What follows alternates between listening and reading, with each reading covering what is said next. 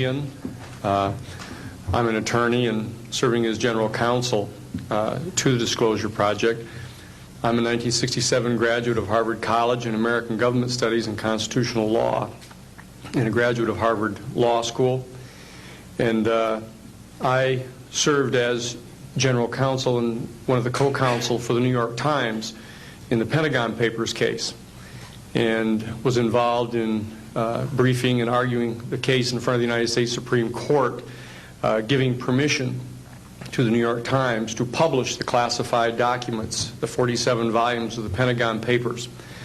Subsequent to that time, I served as special counsel to the office of F. Lee Bailey as one of the trial counsels when we represented James McCord in the Watergate burglary, and got Mr.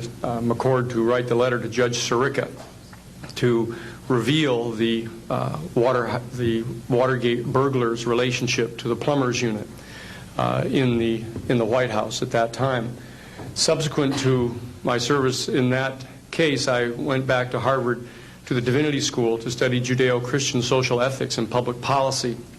Did my master's work and PhD work there, and became general counsel for the United States Jesuit headquarters in Washington, D.C., assigned to the National Social Ministries Office and their public policy office.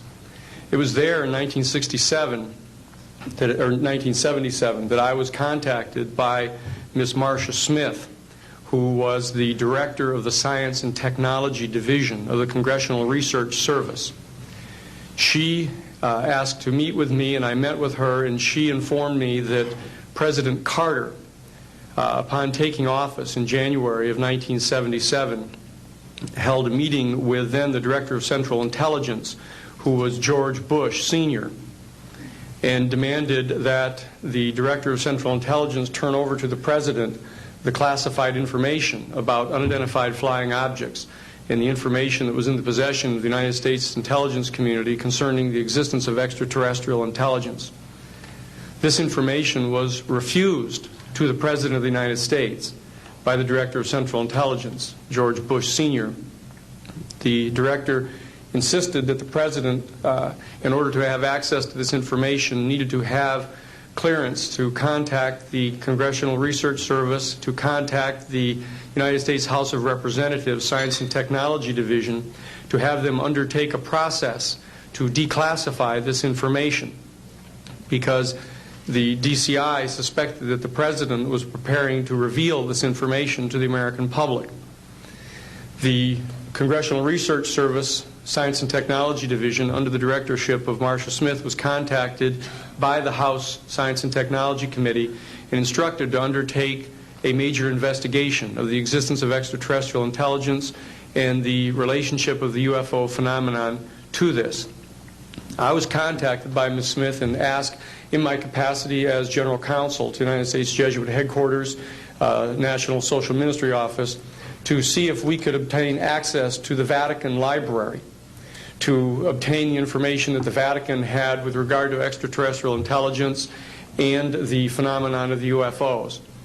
I pursued that with the permission of Father William J. Davis, the director of the national office, and we were refused access as the United States Jesuit order to the information in the possession of the Vatican Library. When I reported this to Ms. Smith, she then later subsequently asked me to participate in a project which I can go into some detail during the question and answer period or later to individuals, pursuant to which I was given access to, as a special consultant to the United States Library of Congress Congressional Research Service, to the classified portions of the Blue Book project of the Air Force.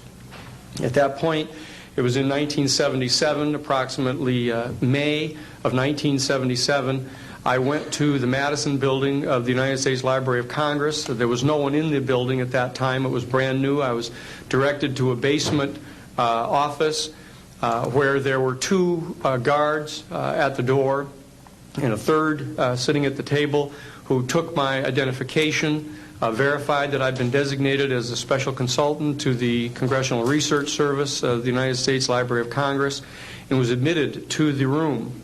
I thereupon found photographs, some dozen photographs, of what is unquestionably an unidentified flying object on the ground that had crashed and plowed a furrow in a field of snow, and it was embedded in an embankment. There were United States Air Force personnel surrounding this craft, taking photographs of the craft. And one of the photographs, I could see that there were some symbols on the side of the craft. And so I proceeded through the photographs and found a close-up photograph of these symbols. I'd been instructed that I was to take no notes and had to leave my briefcase and all my identification outside of this room, but I had brought with me a yellow pad. And so what I did is I opened up the yellow pad and refocused the overhead camera onto the same size as the cardboard backing of the yellow pad, and I physically traced the copies of the symbols on the side of this craft, closed the yellow pad back, put the microfiche back into the canister, reclosed the box that I had, and I said, "It is time for me to leave." And I took this and proceeded to leave the office, at which point the security guard stopped me, and one of them said, "What is that you have there, Mr. Sheehan?" At which point I handed the yellow pad to him, and he flipped through all the yellow pages and never found the copy that I had. And so I took that with me and brought it to the United States Jesuit headquarters, had a meeting with the staff, with Father William J. Davis, reported this to them, was authorized at that time by the United States Jesuit headquarters to make a report to the National Council of Churches and to request that the entire 54 major religious denominations of our country undertake a major study of extraterrestrial intelligence, which they declined to do.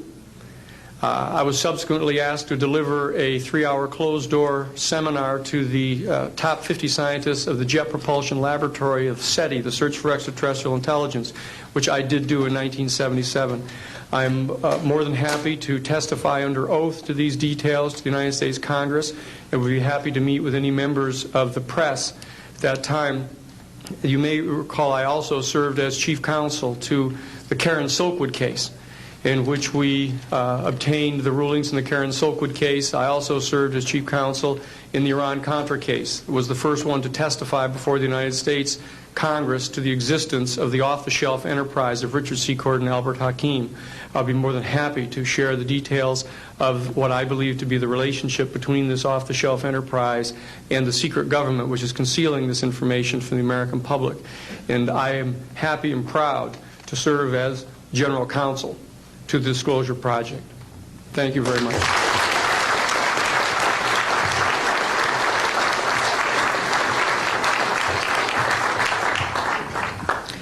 Good morning. My name is Carol Rosen.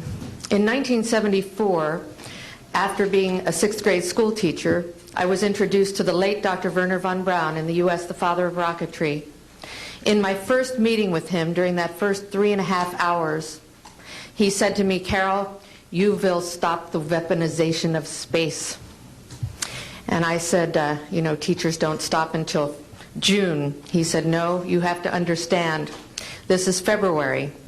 And we have to prevent the weaponization of space because there is a lie being told to everyone that the weaponization of space is now first being based upon the evil empire, the Russians. There are many enemies," he said, "against whom we're going to build this space-based weapon system. The first of whom was the Russians, which was existing at that time. Then there would be terrorists. Then there would be third world countries. Now we call them rogue nations or nations of concern. Then there would be asteroids." And then he would repeat to me over and over, and the last card, the last card, the last card would be the extraterrestrial threat. Well, at the time, I kind of laughed when he said asteroids, and when he said extraterrestrials, I knew I wasn't going to deal with that subject. And now we hear on the news just today, this week, that they've slid in another enemy. Only this time we're going to protect our satellites. In other words, we have to have some reason to spend these trillions, to waste these dollars on a space-based weapon system, and they're all lies. This is a system, he told me, that would never protect anyone. Even back then, he talked about suitcase bombs. He talked about chemical, viral, bacterial, biological warfare, that these space-based weapons would never protect us against. And then he told me that, in fact, if you travel around the world, which I did after he died in 1977, I met with people in over 100 countries who were friends. They didn't want to build space-based weapons. I became a space and missile defense consultant, and I worked with people around the world. I became an advisor to the People's Republic of China. They don't want to build a space-based weapon system, and he told me back then that they didn't. He said, go to Russia. They're considered to be the enemy. I got on a plane by myself. When I got to Russia, I had a list of people that I had read out of the newspaper. Chernenko was in office then. He was the only one I didn't get a chance to meet. They introduced me to everyone when I got there. And when I got back, I said, oh my Lord, this man is telling the truth. There is no threat. And I've been waiting until this day for 27 years, and I'm expecting the spin to happen, because he also explained to me that as a military strategist, as a person who worked on the MX missile, which I did later, he said, you will find that there is going to be a spin to find some enemy against whom we have to build space-based weapons. And now we should expect the spin, because he said part of the formula for the intelligence community is if they might have a weapon, then we have to consider that they do have these weapons. So now they do have these weapons, so now we have to build these weapon systems. And that's the formula, except that it's all based on a lie. And we have witnesses here today that have shown you that these extraterrestrial beings, that these craft that have come here are now not UFOs, they're identified flying objects, and we know that they have beings in them. And we have witnesses here who have told you that they can shut down our missile silos, they can stop a rocket going into space that's a test. We have witnesses here who have worked in the classified departments, who have the courage to come forward here to support what Wernher von Braun told me back in 1974 to 77.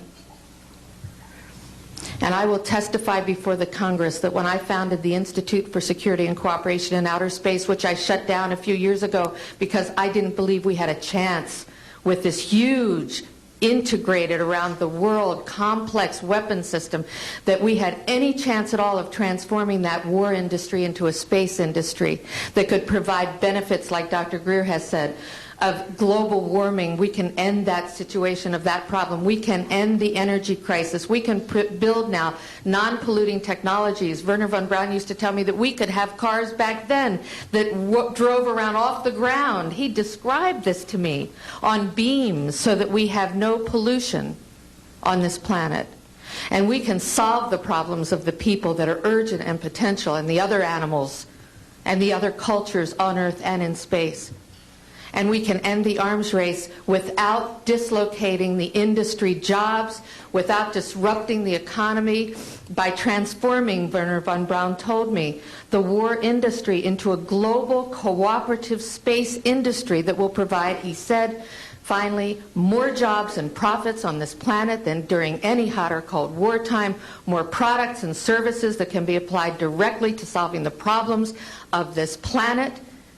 And we can have a whole planet now that lives in peace on Earth, with all the cultures on Earth and with all the extraterrestrial cultures in space. And these are words that Wernher von Braun told me in 1974, and I will testify before the Congress under oath about everything I have said and more.